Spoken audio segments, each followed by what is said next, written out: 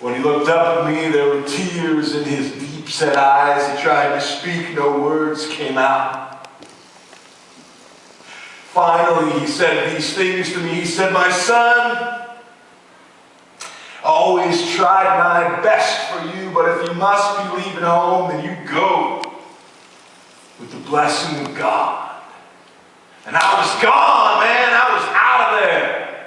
Left without a trace, said goodbye to no one, my pockets full of cash, and a world to feed my restless spirit, and oh, how it needed to be fed. Met my new best friend on the train ride out of town. Told me tales of the cities he'd been to, the parties he was at, the women he had. Innocently, I said, "Hey man, isn't that sinful?" And he said something to me I will never forget as long as I live. He said, "How can something that feels so good be sinful?" Well, not that many days later, we were well on our way. First class is a wonderful place to live. We stayed at the best hotels, went to the finest restaurants, the coolest clubs. I had a different woman on my arm and in my bed every night. Got real familiar with things like fine wines and aged scotch and a few other things you may or may not have heard of. Days turned to weeks, and weeks turned to months, and months turned to years. Hey, my father gave me a lot. I lived a life of excess, and I lived it like a king. Until one day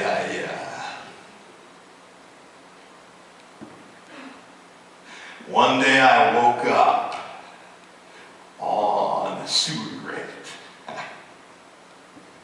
And the reality of my life, it came crashing in on me like a battering ram. I was hung over, and I was strung out, and I was needing a fix. I tried to stand to my feet, but I fell down behind some dumpster in my own puke. I lay there for days, weeks. I don't know how long when I came to, and my body was screaming. I tried to put two sentences together, tried to wrestle up some money. I needed some.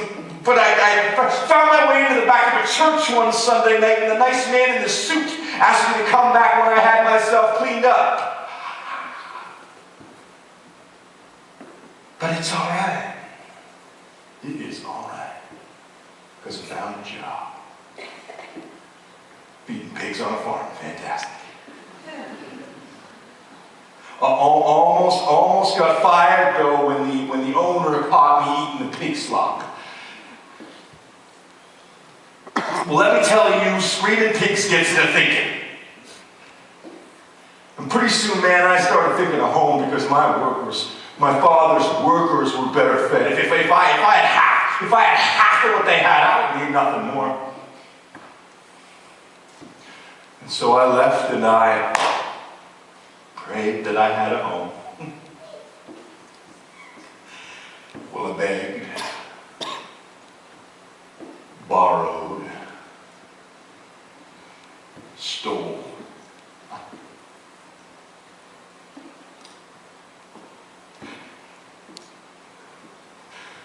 Sold myself to get home. And the closer I got to my father's house, the heavier it got. The heavier it got. All my guilt.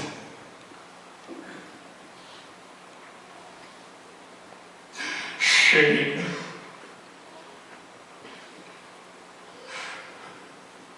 Fear and humiliation. It pounded me like hard rain, and I was about to turn and go in the opposite direction when I looked up.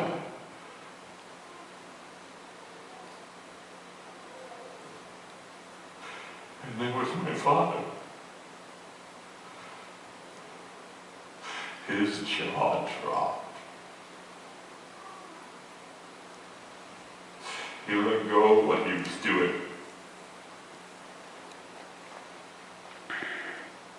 He stood to his feet. And then he began to run to the arms wide open, this old man running. And when he got to me, he fell at my feet and he cried and he cried. And I said, listen, man, Father, I'm not worthy to be called your son. And then he stopped me. He actually stopped me. He stood to his feet, grasped me by the shoulders, and he just looked at me. For a long time, he just looked. And then he took his strong arms and he wrapped them around me. And he held me fast and I fought him. I fought him for a long time. But then I couldn't take it anymore. I gave in. I gave up. I gave over to my father's embrace and all my guilt and fear, shame, humiliation, and just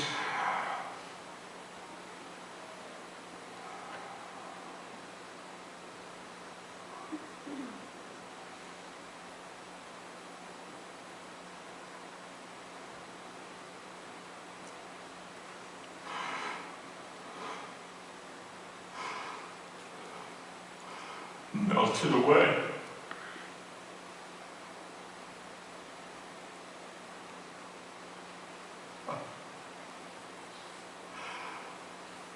And for the first time in my life,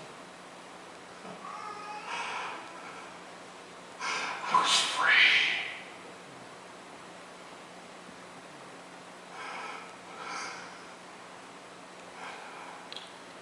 Heed me well. Know my journey. Never forget. I am the younger son.